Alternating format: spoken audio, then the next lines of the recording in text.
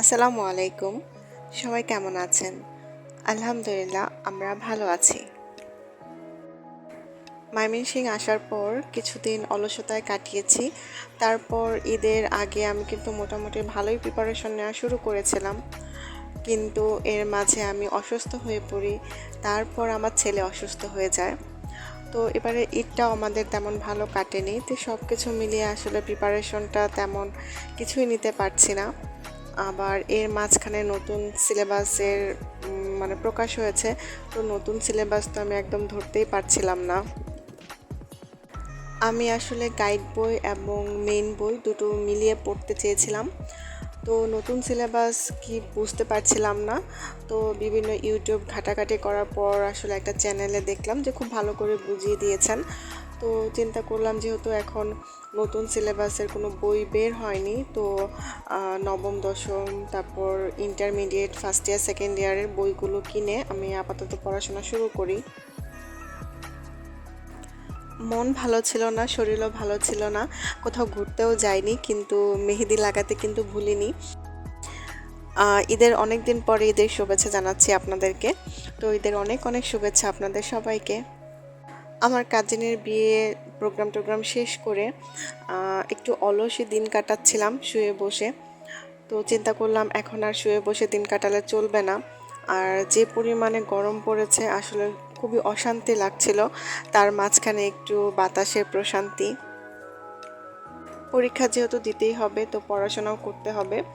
তো সেই চিন্তা করে লাইব্রেরিতে চলে গিয়েছিলাম। তো লাইব্রেরি থেকে টুকিটাকি কিছু বই কিনে নিয়ে আসলাম। আসলে আমার মোটামুটি বই আছে সব ধরনেরই, কিন্তু আমার একটা ভোকাবুলারি বই নেই। তো যখন ভোকাবুলারির কোনো পরীক্ষা হয় আমি দেখা যায় যে ওইভাবে প্রিপারেশন নিতে পারি না।